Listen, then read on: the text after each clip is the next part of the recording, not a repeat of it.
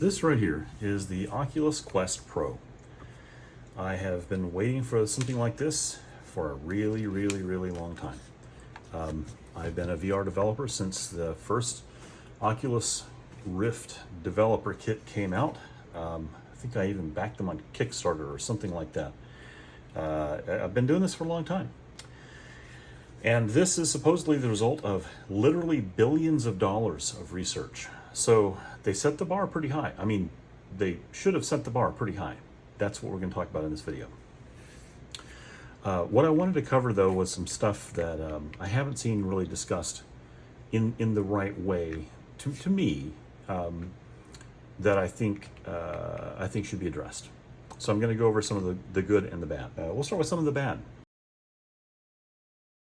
Number one, this is the charging system. I will show you how this works. I've got it plugged in right here. So you have this cool little base station with these little attachments on it, little nodes, and you're just going to set it somewhere. And then for the hand controllers, you put them together like this, so they kind of kiss. Mwah. And then they go right like this. And then you just do it just right. And there you go, and they light up. They're very exciting. And then you put this headset on there. You get that on there just right. Give it a second. Huh? Oh yeah, they're very good. Now, here's the thing. There is a protective cover for this, so you don't scrape the hell out of the front of your $1,500 fancy VR AR headset. But guess what? If you have the fancy cover on here, so you don't scratch the hell out of it, it doesn't fit on the charger. It doesn't even kind of go on there. If you put it on at all, it disconnects it from the power. Like, it just doesn't fit on there. Why? Why would they do this? This is a major design oversight. I don't know how anyone missed that, because you can just trim the bottom of it off with some scissors and it fits just fine. But there you go. Now here's the other thing. This design is not great because, as you've noticed, it just takes the smallest amount of adjustment. In other words, you bump it, and it does not charge. You have to get it on there. There we go. And then you make sure all the lights are lit up, and then you just sit and you leave it alone. So that means if you have it on a desk, you need to not bump that desk. If you have it in a work environment, it needs to be somewhere that is away from everything else, so it can safely sit. And of course, you can't get anything near the front because the protective visor doesn't go on the front if you want to charge it.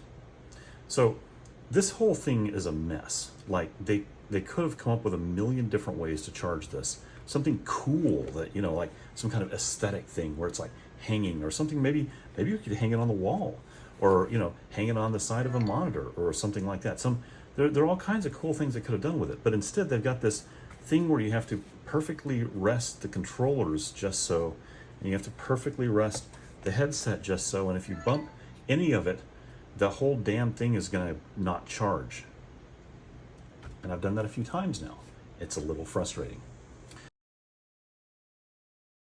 At the time that I created the first video on this, which I did not release, there was no way to buy a container for it that you could put the headset in. As I understand it, you can actually buy those now, which is fantastic. But the box didn't come with any kind of handles or anything like that, so you can't really pack all of this stuff up easily and take it with you, except to just throw it into a duffel bag, or maybe put it in some packing peanuts, or repack it in the box, but, you know, there's no handle on it, so you're just lugging around a big box. I don't know. It seems like, again, an opportunity. This is a $1,500 piece of equipment, and all of the other VR headsets have straps on the boxes if you're expected to bring this stuff around in the box. Oh yeah, and the Oculus Rift did too.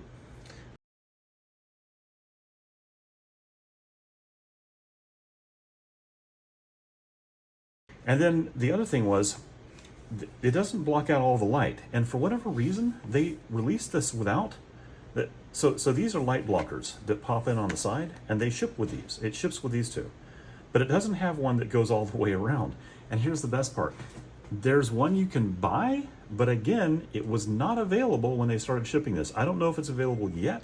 Why did this VR headset not ship with something that can block out the light? Like, I don't know, the Oculus Quest 2, which did.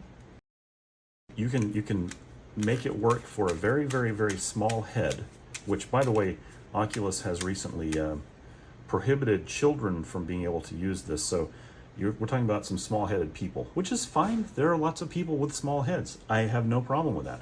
The problem is there are also some people that have larger heads. And it turns out this has a maximum distance that it can move, that it can scale out.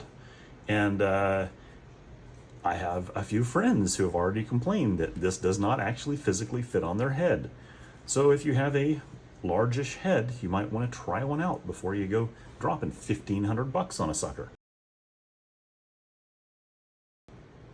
Okay, so that's all the bad stuff, at least most of the bad stuff I can think of off the top of my head.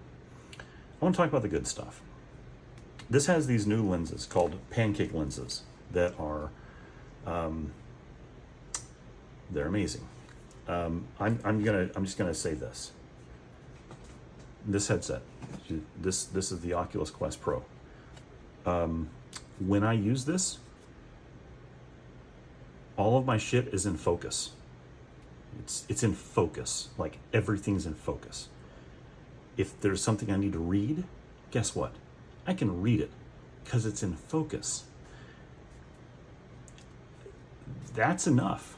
I mean, honestly, that's the only thing I can think of that I've been asking for.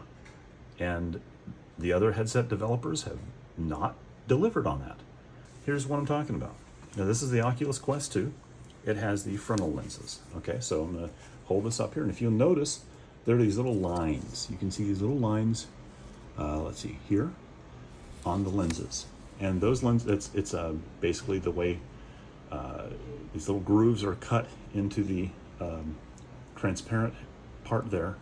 And that allows this to basically bend light in a short distance. And that's how that works. These pancake lenses use a different technology, and as a result, they are completely glass. And there is, let me see if I can get it in there so you can see it. There is absolutely no line distortion like that. So there's no screen door effect.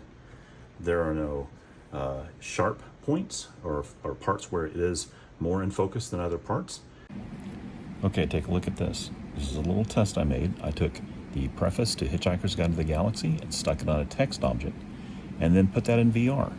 And I'm able to read the entire thing at one time just by moving my eyes around.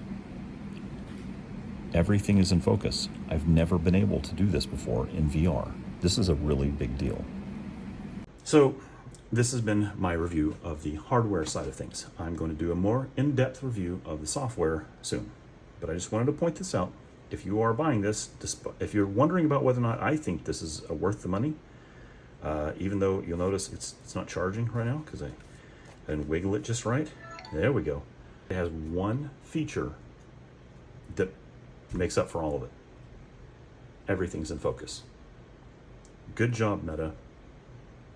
You knocked it out of the damn park on the most important feature.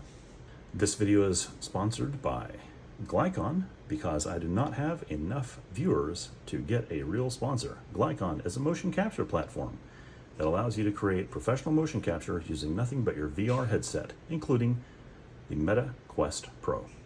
Thanks, and have a great day.